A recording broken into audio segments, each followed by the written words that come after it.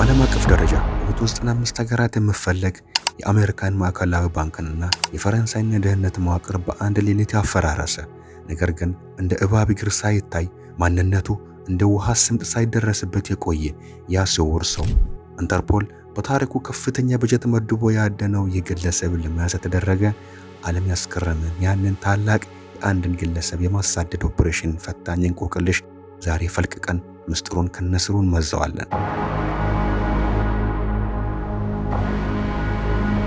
በቁጥጥር ስር በዋለበት ቅጽበት እንኳን ፊቱ ላይ የነበረ የአስፈሪ ፈገግታ መላውን ዓለም ግራ ጋብቶ ነበር። ለመሆኑ ይህ ሰው ማን ነው? ይህንን ሰውን ለማደን የዓለም ቁንጮ የሆኑት የደህንነት ተቋማት ያላሰለሰ ጥረት አድርገዋል። በዘመናዊ ሳተላይት መከታተያ ቴክኖሎጂዎች የሚመራው የሰው ልጅን ዲጂታል ኮቴ በመከተል ወደር የማይገኝለት የአሜሪካው FBI እና ኢንተርፖል እነዚህ ተቋማት እጅግ የተራቀቁ ሳይበር ስለላ ሶፍትዌሮችንና የቢሊዮን ዶላር በጀት የተመደበለት ዓለም አቀፍ የደፈጣ ስልት አስተባብረዋል። የአንድ ሰው ዲጂታል አሻራ በሰኮንዶች ፈልቅቆ የሚያወጣው የኤፍቢአይ የሳይበር ማዕከልና በ195 ሀገራት የተዘረጋው የኢንተርፖል ስለላ መረብ ሙሉ ኃይላቸውን አውጥተው ይህንን ስውር ሰው ለማደን ሌት ቀን ተረባረቡ። ነገር ግን የቴክኖሎጂ አቅማቸውንና የተራቀቀ የአደን ስልታቸውን በሚያስደንቅ ሁኔታ ተፈታተነ።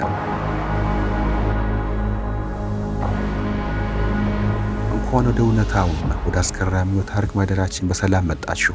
ዛሬ ይዘንላችሁ የቀረብነው የሰው ልጅ የቴክኖሎጂ አቅም ወዴት እየገሰገሰ እንደሆነ የሚያሳይ የዓለምን የስለላ መረብ እግር ሙቅ ያደረገ ድንቅ ታሪክ ነው። ይህ ምስጢራዊ ሰው በዓለም ዙሪያ ካሉ ሺህ የኮምፒውተር ጨዋታዎች በስተጀርባ ተሸሽጎ የዓለምን ዕውቅ ቢሊዮነሮችን የካፒታል ካዚና ባዶ ሲያደርግ ቆይቷል።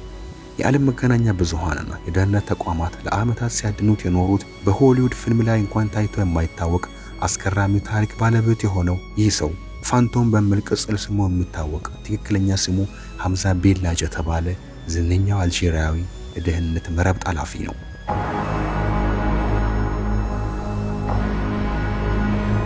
ይህ ወጣት እንዴት የእነዚህን ተቋማት የተራቀቀ መረብ ለዓመታት ማታለል ቻለ? የተዘረፈውስ በቢሊዮን የሚቆጠር ዶላር የት ገባ?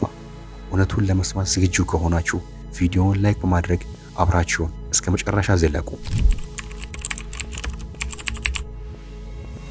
ሐምዛ ቤላጅ የተወለደው በሰሜን አፍሪካዊቷ ሀገር አልጄሪያ በቲዚ ኡዙ በተባለ ከተማ በ1988 እንደ አውሮፓውያን አቆጣጠር ነው። ገና በልጅነቱ ለኮምፒውተርና ለቴክኖሎጂ ልዩ ፍቅርና ተሰጥኦ ነበረው። የትምህርት ቤት ጓደኞቹ ሜዳ ላይ ኳስ ሲጫወቱ፣ ሐምዛ ግን በጨለማ ክፍል ውስጥ ሆኖ የኮምፒውተሮችን ኮድና የሳይበር ደህንነትን ሲስተሞች ሰብሮ መግባት ያጠና ነበር። በሀያዎቹ መጀመሪያ ዕድሜ ላይ የቋንቋና የቴክኖሎጂ እውቀትን በማዳበር 5 የተለያዩ ቋንቋዎችን አቀላጥፎ መናገር ይችላል። ይህ ብቃቱ በዓለም አቀፍ ደረጃ ትላልቅ ወንጀሎችን ያለምንም እንቅፋት እንዲፈጽም ረድቶታል። በአልጄሪያ ውስጥ ባደገው ወቅት የነበረው ማህበራዊ ህይወት ውስብስብና በዙሪያ ያያቸው የኢኮኖሚ እኩልነት መጓደሎች በውስጥ ትልቅ እልህ ፈጥሮ ነበር። የቴክኖሎጂ እውቀት ተጠቅሞ የራሱን ህይወት ብቻ ሳይሆን የዓለምን የሀብት ክፍፍል ለመቀየር ማለም የጀመረው ገና በወጣትነቱ ነበር። በኢንተርኔት ካፌዎችና በራሱ የግል ክፍል ውስጥ ለረጅም ሰዓታት በመቀመጥ የዓለምን ታላላቅ የኮምፒውተር ኔትወርክ ደካማ ጎኖችን ማጥናቱን ቀጠለ።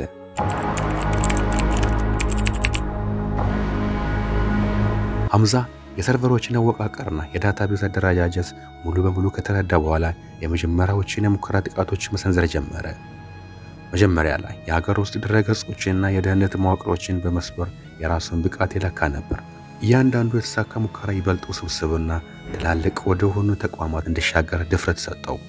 በኢንተርኔት ስውር ዓለም ወይም በዳርክ ዌብ ውስጥ ከተለያዩ ሀገራት አከሮች ጋር ግንኙነት መፍጠር የጀመረው በዚህ ወቅት ነበር። በተለይም የሩሲያና የምስራቅ አውሮፓን የሳይበር መረቦችን ለመቀላቀል አዲስ የኮዲንግ ስልቶችን ተማረ። እውቀቱ ከቀን ወደ ቀን እያደገ ሲሄድ ተራ ድረገጾችን መጥለፍ ትቶ ቀጥታ ወደ ዓለም አቀፍ የፋይናንስ ተቋምና ባንኮች ትኩረቱን አደረገ።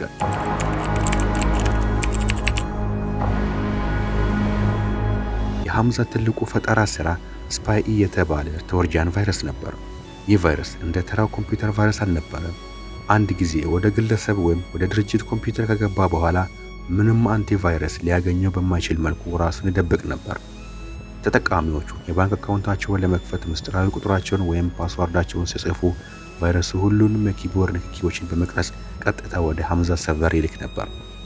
ይህን ቫይረስ ለመስራት ሐምዛ ለወራት የሚቆጠሩ ጥልቅ ምርምር አድርጓል። የባንኮች የኦንላይን መተግበሪያ ገጾችን ሙሉ በሙሉ የሚመስሉ የሐሰት ገጾችን በመስራት ተጠቃሚዎች ሳያውቁ የራሳቸውን መረጃ አሳልፈው እንዲሰጡ የሚያደርግ ስልትም ቀረጸ። ይህ ፈጠራ በሳይበር ታሪክ ውስጥ እጅግ ስኬታማና አጥፊ ከሆኑ የፋይናንስ ቫይረሶች አንዱ ለመሆን በቃ።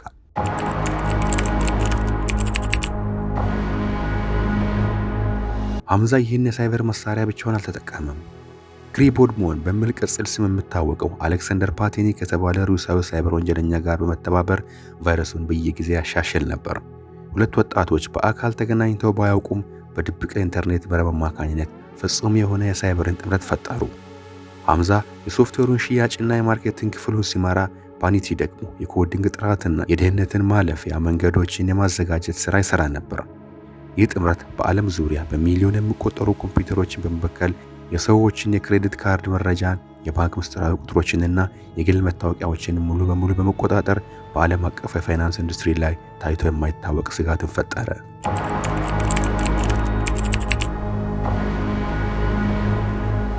ስፓይ የተባለ ቫይረስ ዝናው በዳርክ ዌብ ላይ በፍጥነት ናኘ። ሐምዛ ይህንን ሶፍትዌር ለራሱ ከሚጠቀምበት በተጨማሪ ለሌሎች የሳይበር ወንጀለኞችን በከፍተኛ ዋጋ መሸጥ ጀመረ። የሶፍትዌሩን አንድ ኮፒ እስከ $10,000 የሸጠ ነበረ ሲሆን ተጨማሪ ማሻሻያዎችን ለሚፈልጉ ደንበኞች ደግሞ በየወሩ የደንበኝነት ክፍያ ይከፍል ነበር። ይህ ንግድ ሐምዛን በአጭር ጊዜ ውስጥ እጅግ ባለሀብት አደረገው። ከመላው ዓለም የተውጣጡ ወንጀለኞችን የሐምዛን ሶፍትዌር በመግዛት የሀገራቸውን ባንኮች ማጥቃት ጀመሩ። ይህ በዓለም ዙሪያ ያሉ የባንክ ሲስተሞች ላይ ከፍተኛ ቀውስና የተደራጀ የስርቆት መረብ እንዲፈጠር ምክንያት ሆነ።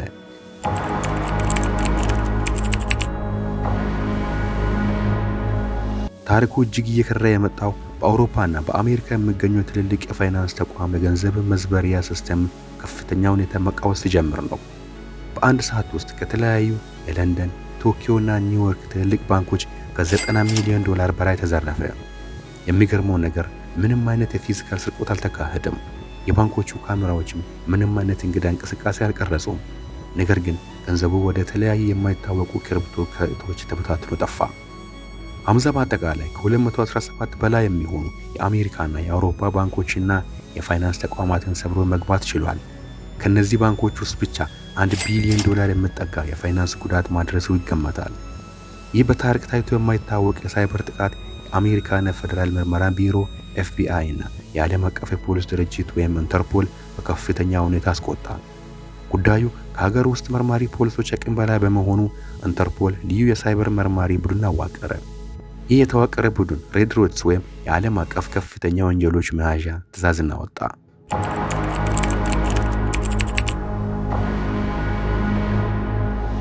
በዝርፊያ ወቅት በባንኮች ውስጥ የተፈጠረው ድንጋጤ የሚረሳ አይደለም።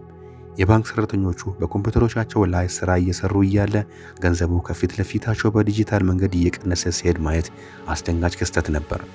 ማዕከላዊ ሲስተሞቹን ሙሉ በሙሉ ለማጥፋትና ዝውውሩን ለማቆም የሞከሩ ጥረቶች ሙሉ በሙሉ አልተሳኩም ነበር።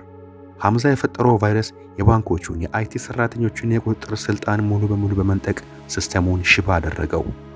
ባንኮቹ ደንበኞቻቸውን እንዳይደነግጡ መረጃዎችን ለመደበቅ ቢሞክርም የጉዳቱ ስፋት ግን በአጭር ጊዜ ውስጥ ለሕዝብ ይፋ መሆን አልቀረም።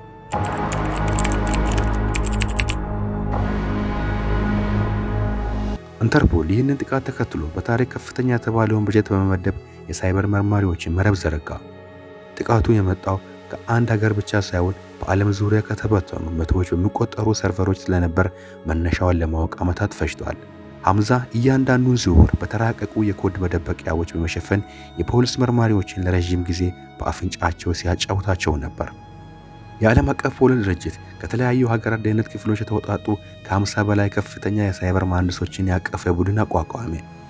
ይህ ቡድን ሌት ተቀን ሳይሰላች የሐምዛን ዲጂታል የጉዞ መስመር ለመለየት እያንዳንዱን የዳታ ዝውውር መመርመር ጀመረ።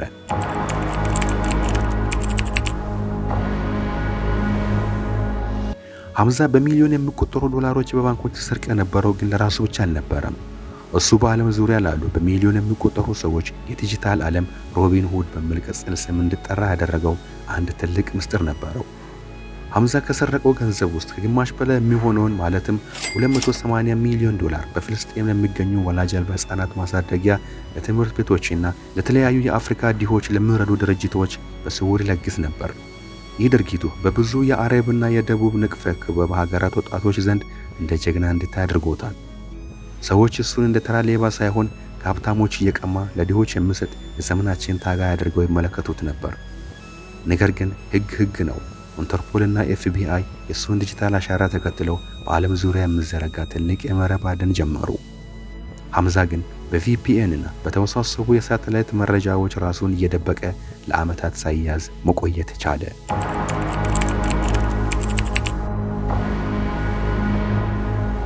የሐምዛ የበጎ አድራጎት ስራዎች በዝርዝር ሲታይ እጅግ የሚገርም ነው። የፍልስጤም ሕክምና ተቋምና ትምህርት ቤቶች ምንም አይነት ገንዘብ ምንጭ አጥተው በሚቸገሩበት ወቅት ባልታወቁ የኢንተርኔት አካውንቶች በሚሊዮን የሚቆጠሩ ዶላሮች ይገባላቸው ነበር።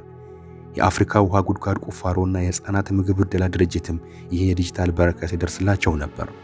ሐምዛ በቅንጦት ሕይወት ውስጥ ከመኖር ይልቅ ገንዘቡን ወዲያውኑ ችግረኞች ወዳሉበት ቦታ ማስተላለፍ ይቀናው ነበር። ይህ ተግባሩ በብዙዎች ዘንድ የሞራል ጥያቄ አስነስቷል። በአንድ በኩል ከትላልቅ ባንኮች መስረቁ እንደ ወንጀል ቢቆጠርም፣ በሌላ በኩል ግን ገንዘቡ ለንጹሃንና ለተራቡ ሕፃናት ማዋሉ በብዙ ሀገራት ሕዝቦች ዘንድ ትልቅ ክብርና ድጋፍ እንዲያገኝ አድርጎታል።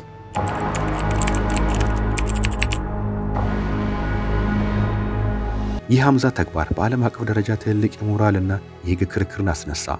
የሕግ ባለሙያዎች ወንጀል በማንኛውም መልኩ ወንጀል ነው ሲሉ፣ ብዙሃን ሕዝብ ግን የሀብታም ባንኮችን ገንዘብ ለተራቡ ሕፃናት ማዋሉ ፍጹም ሰብአዊነት ነው በሚል ይከራከሩ ነበር። ይህ አይነት ክርክር ሐምዛን በኢንተርኔት ዓለም ላይ ታዋቂና ዝነኛ አደረገው። የሳይበር አማጽያንና የተለያዩ የመብት ተሟጋቾች የእሱን ታሪክ እንደ አርአያ በመውሰድ በኢኮኖሚው ሲስተም ላይ ያላቸውን ተቃውሞ መግለጫ አደረጉት። ሆኖም ግን የደህንነት መስሪያ ቤቶቹ እሱን ለመያዝ የሚያደርጉት ጥረት አላቆሙም ነበር። የሐምዛ ትልቁ ስህተት ፍጹም ወንጀል የለም ይባላል። ይህ እጅግ የበለጠና የተራቀቀ ሃከር ለዓመታት ራሱን መደበቅ የቻለው በዓለም ዙሪያ ያሉ ሰርቨሮች በመጠቀም ነበር። ነገር ግን በአንድ ወቅት ማንም ያልጠበቀውና እጅግ ቀላል ስህተት ፈጸመ። ሐምዛ የጉዞ አፍቃሪ ነበር። ከአንድ ሀገር ወደ ሌላ ሀገር በሐሰተኛ ፓስፖርት ሲዘዋወር በታይላንድ ባንኮክ በኩል ለማለፍ ወሰነ። በባንኮክ አውሮፕላን ማረፊያ ሲደርስ የኢንተርፖል ፊት መለያ ወይም ፌሻል ሪኮግኒሽን ቴክኖሎጂ እና ልዩ መረጃ አቀባዮች እሱን መለየት ቻሉ። ሐምዛ የቱን ያክል የተራቀቀ ሳይበር ጥቃት ቢኖረውም በፊዚካል ዓለም ላይ የማይደረጉ እንቅስቃሴዎች ሙሉ በሙሉ መቆጣጠር አልቻለም። የጉዞ መዝገቦችና የተቀመጠባቸውን የሐሰት ስሞች ስብስብ ያጠኑት መርማሪዎቹ የእሱን ቀጣይ እንቅስቃሴ አስቀድመው ለመገመት ችለው ነበር። በጥር ወር 2013 እንደ አውሮፓውያን አቆጣጠር ታይላንድ ውስጥ በቁጥጥር ስር ዋለ። በሚያዝበት ወቅት ፖሊሶቹ በካቴና ሲያስሩት ፊቱ ላይ ይታይ የነበረውን ፍጹም መረጋጋትና ሰፊ ፈገግታ መላውን ዓለም አስገረመ። ጋዜጠኞቹ ፎቶ ሲያነሱት ልክ ሽልማት እንደሚቀበል ሰው በደስታ ፈገግል ነበር። በዚህም ምክንያት በዓለም አቀፍ ሚዲያዎች ላይ ፈገግታው ሃከር ወይም ስሜሊንግ ሃከር የሚል ስም ተሰጠው። ላፕቶፑ ላይ የነበሩ መረጃዎች ሙሉ በሙሉ በቁጥጥር ስር ዋሉ። ሐምዛ በባንኮክ አውሮፕላን ማረፊያ ሲደርስ ሙሉ በሙሉ ዘና ብሎ ነበር። ከማሌዥያ ተነስቶ ወደ ግብጽ ለመጓዝ የነበረው እቅድ በታይላንድ ፖሊሶችና በኤፍቢአይ ጥምረት ኦፕሬሽን ባልተጠበቀ መልኩ ተቋረጠ። የደህንነት ሰራተኞቹ ወደሱ ሲጠጉ ምንም አይነት ድንጋጤ አላሳየም። ፖሊሶቹም እጆቹን በካቴና ሲያስሩት ፊቱ ላይ የነበረው ያ ሰፊ ፈገግታ በቁጥጥር ስር ያዋለው ወንጀለኛ ሳይሆን የዓለም ዋንጫን ያሸነፈ ስፖርተኛ አስመስለው ነበር። የፎቶግራፍና የፈገግታው ምስጢር። ይህ የፎቶግራፍ ትዕይንት በዓለም አቀፍ ሚዲያዎች ላይ ሰፊ ሽፋን አገኘ። በቢቢሲ፣ በሲኤንኤን እና በአልጀዚራ ላይ የሐምዛ ፈገግታ ዋና የዜና ርዕስ ሆነ። ጋዜጠኞቹ ለምንድነው የምትስቀው ብለው ሲጠይቁት የመለሰው መልስ እጅግ አስገራሚ ነበር። እኔ ወንጀለኛ አይደለሁም፣ የራሴን ዓላማ ያሳካው ሰው ነኝ በማለት ዓለምን ይበልጥ አስገረመ። ያ ፎቶግራፍ ሐምዛን ከታዋቂ ሃከርነት ወደ ዲጂታል አዶነት ቀየረው። ሰዎች የፍርሃት አልባነቱና ለሕግ በላይነት ያለው ግዴለሽነት በዚያ ፈገግታ ውስጥ ያነቡ ነበር። የታይላንድ ባለስልጣናትም ቢሆኑ እንዲህ አይነት የተረጋጋና ፈገግተኛ እስረኛ አይተው እንደማያውቁ በወቅቱ በሰጡት መግለጫ ገልጸዋል። ይፋዊው የፍርድ ቤት መዝገብና የክስ ዝርዝር። ሐምዛ ቤላጅ ወደ አሜሪካ ተላልፎ ከተሰጠ በኋላ በጆርጂያ ሰሜናዊ ወረዳ የፌደራል ፍርድ ቤት የቀረበ ይፋዊ የፍርድ ቤት መዝገብ ቁጥር ኬዝ 111 CR 00557 ATAGB ይባላል። ይህ ሰነድ በአሜሪካ የፍትህ ሚኒስቴር DOJ መዝገብ ቤት የሚገኝ ሲሆን ሐምዛ የፈጸማቸው ወንጀሎች በዝርዝር ያስቀምጣል። በምስጢር ስሙ B*1 እየተባለ የሚጠራው ሐምዛ በፍርድ ቤት ፊት የቀረበበትን ከባድ ክሶችን ሙሉ በሙሉ አምሎ ለመቀበል ተገዷል። በፍርድ ቤቱ ይፋዊ ሰነድ መሰረት ሐምዛ ጥፋተኛ በተባለባቸው ዋና ዋና የወንጀል ክሶች የሚከተሉ ናቸው። አንደኛ፣ የባንክና የሽቦ ማጭበርበር ሴራ፣ ዓለም አቀፍ ባንኮች ሲስተም በማናጋት በሚሊዮን የሚቆጠር ገንዘብ በማጭበርበር። ሁለተኛ፣ 10 የሽቦ ማጭበርበር ክሶችን በተለያዩ ጊዜያት የተፈጸመ የዲጂታል ገንዘብ ስርቆት። ሶስተኛ፣ የኮምፒውተር ማጭበርበርና በደል ሴራ ወይም ስፓይ ቫይረስ በመስራትና ለዓለም አቀፍ ወንጀለኞች በመሸጥ የተደረገ ሴራ። አራተኛ፣ የንጹሃን ኮምፒውተሮችን ያለ ፍቃድ የመጥለፍና መረጃዎችን መቆጣጠር የሚል የክስ መዝገብ ነበር። የቅጣት ውሳኔና የገንዘብ ማካካሻ ትዕዛዝ። የፌዴራል ዳኛ ኤሚ ቶተንበርግ መዝገቡን ሲመረምሩ ከቆዩ በኋላ እንደ አውሮፓውያን አቆጣጠር ኤፕሪል 20 ቀን 2016 የመጨረሻውን ይፋዊ የቅጣት ውሳኔ አስተላለፉ። በፍርድ ቤቱ መዝገብ መሰረት ሐምዛ የ15 ዓመት ከ6 ወር የፌዴራል እስራት ተፈረደበት። ከእስር ከተፈታ በኋላም ለ3 ዓመታት ያክል በአሜሪካ ደህንነት አካላት ጥብቅ ክትትል ወይም ሱፐርቫይዝድ ሪሊዝ እንዲደረግበት ተወሰነ። ከዚህም በተጨማሪ የፍርድ ቤት መዝገብ ሐምዛ ቢን ላጅ በባንኮችና በግለሰቦች ላይ ስላደረገው ከፍተኛ የገንዘብ ኪሳራ በሚሊዮን የሚቆጠሩ ዶላር ችካራ ክፍያ እንዲከፍል አዟል። ነገር ግን የሰረቀው ገንዘብ ሙሉ በሙሉ ለድርጅቶች ተበታትኖ ስለነበረ የገንዘቡ ማካካሻ ሙሉ በሙሉ ሊጠናቀቅ አልቻለም። ይህ የፍርድ ቤት መዝገብ በዓለም ሳይበር ታሪክ ውስጥ ትልቁ የማልዌር መረብ የሰበረ ታሪካዊ ሰነድ ተብሎ ተመዝግቧል። የሐሰተኛው ዜና ስርጭትና የዓለም አቀፍ ሕዝብ ቁጣ። ሐምዛ ተያዘ ከተባለ ጊዜ ጀምሮ በተለያዩ በአረቡ ዓለም ትልቅ የሕዝብ ቁጣ ተቀስቅሶ ነበር። እስራኤልና አሜሪካን ስለጠለፈ የሞት ፍርድ ሊፈረድበት ነው የሚሉ ሐሰተኛ ዜናዎች በፌስቡክ እና በትዊተር ላይ በሰፊው ተሰራጭተው በርካታ ታዋቂ ሰዎችና አክቲቪስቶች የሐምዛን መፈታት በመጠየቅ ድምፃቸውን አሰሙ። የአልጄሪያ መንግስትም በጉዳዩ ላይ ጣልቃ በመግባት የዜጋውን መብት ለማስከበር ጥረት አደረገ። የአሜሪካ ፍርድ ቤት ግን ሂደቱን ግልጽ በሆነ መንገድ መርቶታል። የቀረበበትን ክሶች ሙሉ በሙሉ የባንክ ስርቆትና የሳይበር ደህንነት ማናጋት ላይ ያተኮሩ እንጂ ከፖለቲካ ጋር ተያይዞ እንዳልሆነ አስገነዘበ።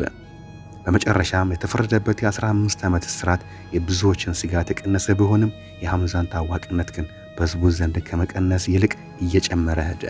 ከእስር ቤት ጀርባ ያለው እውነታና ነፃ መውጣት። በብዙ ሚዲያዎች ላይ ሐምዛ በእስር ቤት ውስጥ ሆኖ ከኤፍቢ ጋር እየሰራ ነበር የሚባሉ ወሬዎች ፍጹምነት አልነበሩ።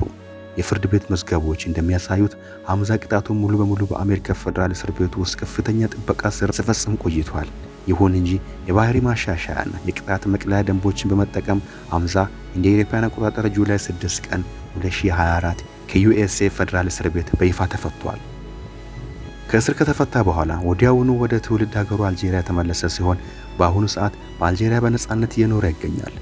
በቅርቡም ከተለያዩ የአልጄሪያ ታዋቂ ሰራተኞችና ዘፋኞች ጋር የተነሳው ፎቶ በሶሻል ሚዲያ ላይ ከፍተኛ ሁኔታ መነጋገሪያ ሆኗል። ይህም በዓለም ዙሪያ ያሉ ደጋፊዎቹን እጅግ ያስደሰተ ክስተት ሆኗል። በአልጄሪያ ተደረገለት አቀባበልና የአሁኑ ህይወት። ወደ ሀገሩ ሲመለስ በአልጄሪያ ህዝብ ዘንድ የተደረገለት አቀባበል እጅግ ደማቅ ነበር። ብዙዎች እንደ ተራ እስረኛ ሳይሆን ሀገሩን በዓለም አቀፍ ደረጃ ያስጠራና ለተጨቆኑ ወገኖች የቆመ ጀግና አድርገው ተቀብለውታል። በአሁኑ ወቅት ከሳይበር ወንጀል ርቆ የራሱን የግል ህይወት ለመምራት እየሞከረ ይገኛል። የቴክኖሎጂ እውቀቱን አሁን ላይ ለበጎ ዓላማና ለሀገሩ ሳይበር ደህንነት ግንባታ ለማዋል ፍላጎት እንዳለው የሚጠቁሙ መረጃዎች አሉ። የሐምዛ ታሪክ በእስር ቤት ማብቃቱ ቀርቶ በአዲስ ምዕራፍ መጀመሩ የዓለም ዙሪያ ያሉ ሳይበር ወጣቶች ትኩረት መሳቡን አላቆመም። የሳይበር ዓለም የወደፊት ስጋቶችና ትምህርት። የሐምዛ ቢን ላጅ ታሪክ ለዓለም አቀፍ ባንኮች ትልቅ መቀስቀሻ ደውል ነበር። ከሱ ክስተት በኋላ ብዙዎች ትላልቅ የፋይናንስ ተቋም ሳይበር ደህንነታቸውን ሙሉ በሙሉ ቀይረውታል። አዳዲስ የደህንነት ኮዶችንና የባዮሜትሪክ መቆጣጠሪያዎችን ማስተዋወቅ ጀምረዋል። ይህ የሚያሳየው አንድ ወጣት በክፍሉ ውስጥ ሆኖ የዓለምን ኢኮኖሚ ምን ያክል ማናጋት እንደሚችል ነው። ቴክኖሎጂ እያደገ በሄደ ቁጥር እንደ ሐምዛ አይነት ልዩ ተሰጥኦ ያላቸው ወጣቶች ዕውቀታቸውን ወዴት ሊያዞሩ እንደሚችሉ ማወቅ ትልቅ ፈተና ሆኗል። ዕውቀቱን ለበጎ ነገር ከተጠቀምንበት ዓለምን ማዳን እንችላለን። ወደ ወንጀል ካዞርነው ግን ታላቅ መንግስታትን እንኳን በአንድ ሌሊት ማንበርከክ እንደሚቻል የሐምዛ ታሪክ ትልቅ ማረጋገጫ ነው። የአልጄሪያ ሳይበር ጀግናና ዓለም ያስገረመው የሐምዛ ቢን ላጅ ታሪክ ይህን ይመስላል። ወንጀሉ ምን ያክል የረቀቀና ለበጎ ዓላማ የተደረገ ቢሆንም የሕግ መረብ ሁል ጊዜ ማምለጫ እንደሌለው ያሳየ ትልቅ የህይወት ታሪክ ነው። የቴክኖሎጂን ዕውቀት ለበጎ ነገርና ሰብአዊነት በተገቢ መንገድ መጠቀም ምን ያክል አስፈላጊ እንደሆነ በዚህ ታሪክ እንማራለን። እናንተስ በዚህ በአልጄሪያዊ ፈገግታው ሃከር ሐምዛ ቢን ላጅ ታሪክና የፍርድ ቤት ውሳኔ ላይ ምን አስተያየት አላችሁ? እሱን ያደረገው ነገር ትክክል ነው ወይስ ወንጀል ነው? ከታች በኮሜንት መስጫው ሳጥን ላይ ሐሳባችሁን አጋሩ። ቪዲዮን ከወዳችሁት ላይክ አድርጉ። ለወዳጅ ዘመድ ሼር እና ለቻናላችን አዲስ ከሆናችሁ ሰብስክራይብ ማድረጋችሁ እንዳትረሱ። በሚቀጥለው በአዲስና በአስገራሚ ታሪክ እስክንመለስ ድረስ በያላችሁበት በፍቅር በሰላም ቆዩልን።